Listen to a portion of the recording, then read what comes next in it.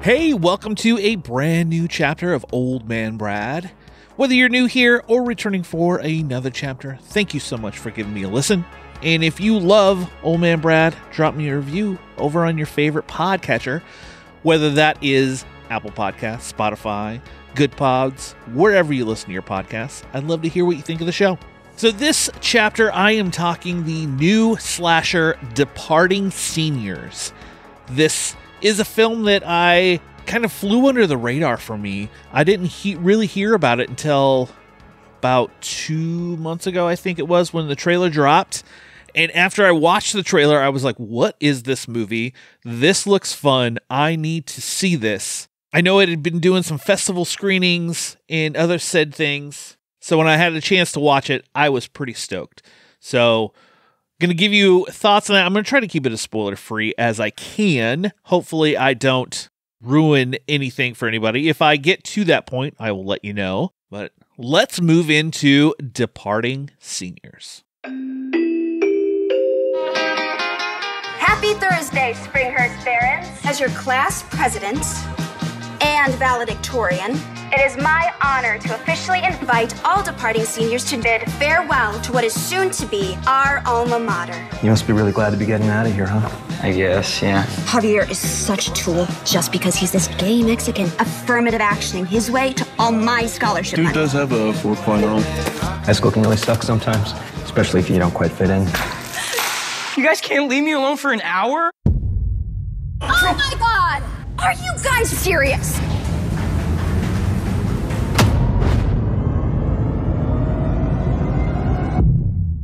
After an act of bullying sends Javier to the hospital, he begins experiencing visions that foresee glimpses of shocking murders at his school right before they happen.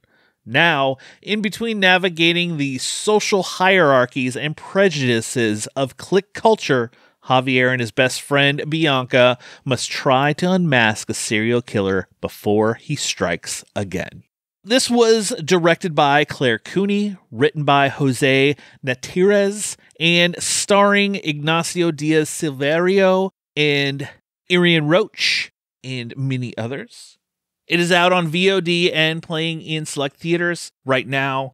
Right off the bat, I'm going to say I really, really like this movie a lot. When I saw the trailer for this, it felt like it was, kind of a Scream-esque high school slasher.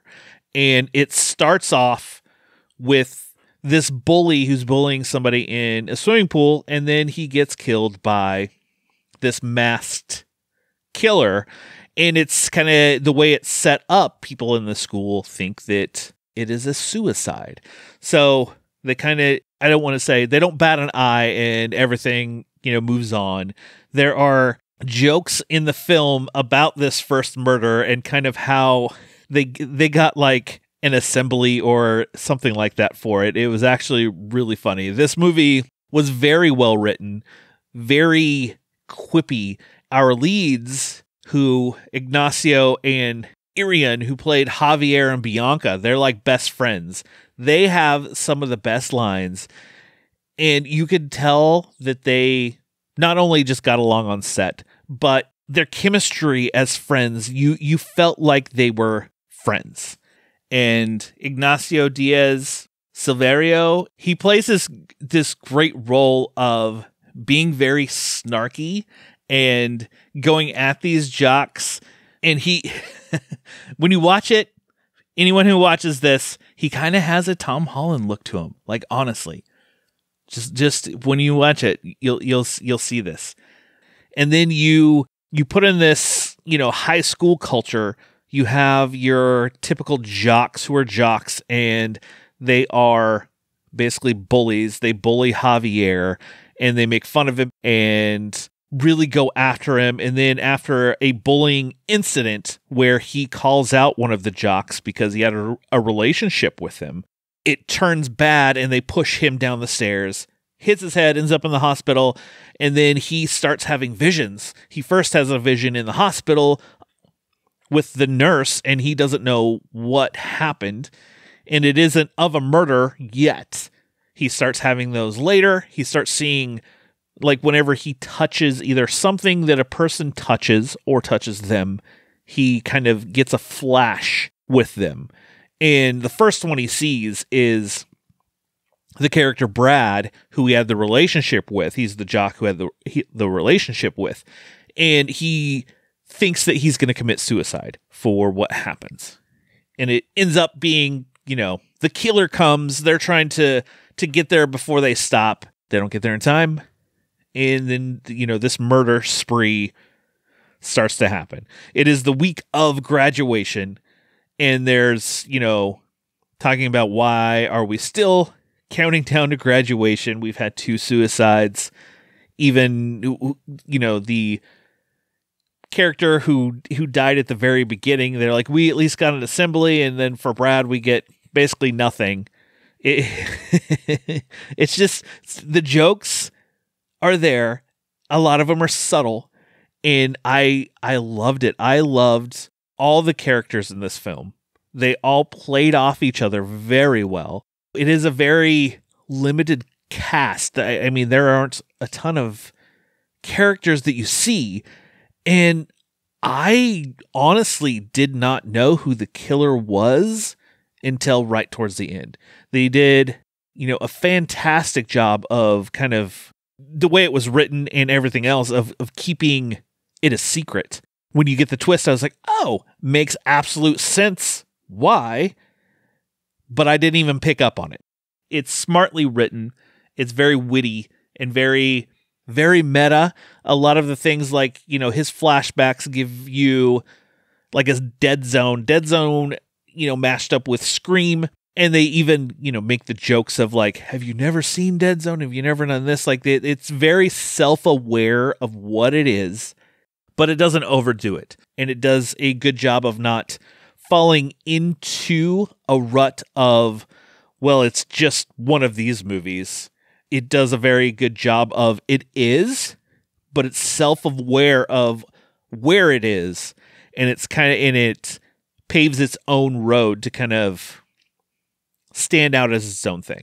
So overall, I gave it a 4 out of 5. I love this movie. This movie will definitely land on a possibly end of year horror list. This is a film that I will add to my collection when the physical copy comes out for sure. Loved it. Go rent Departing Seniors. And if it is playing in a theater near you, go check it out in the theater. Highly recommended. Not sure if we'd ever get more in this series, but you know what? Departing Seniors 2, or wherever you want to go, you want to take Javier and Bianca to college and go from there, I'm all for it. Let's do it. Well, before I roll out, I'm going to give you a couple things that you can watch at home. Give you one you can watch, one you could probably skip. My first watch that I think you can skip, that I just watched yesterday, is a film called Nina Forever. Now, I didn't hate the movie. It's just a very odd film. It is about this girl who just broke up with her boyfriend, and she meets another guy that she works with, and they get into a relationship, and when they have sex, his dead girlfriend comes back out of the bed, basically, and they can interact with her. It was just an odd movie. It was a little slow, but they had moments that it was good. So I can't give it a full rush out and watch Nina Forever. If you do, just be cautious that it could, like I said, it was just okay. So the other thing I'm going to suggest that you go check out is an anthology, and it's not an anthology film. It is 5 short kind of episodes broken into basically like a season.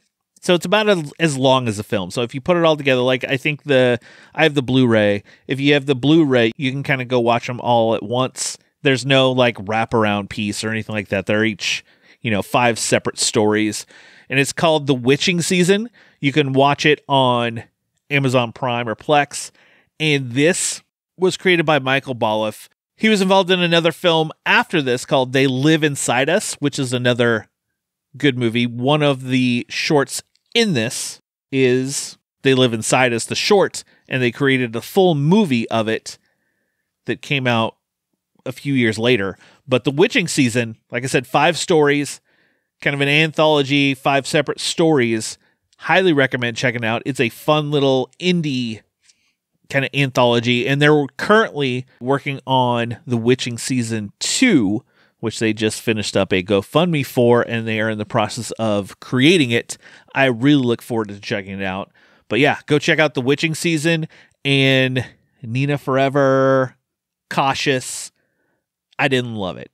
Well, that will do it for another chapter of Old Man Brad. So make sure you subscribe to the show and you'll never miss any chapters that I have over here. And if you love Old Man Brad, become a patron over at patreon.com/oldmanbrad. I'll be back next week with a two-part episode for Here for Blood.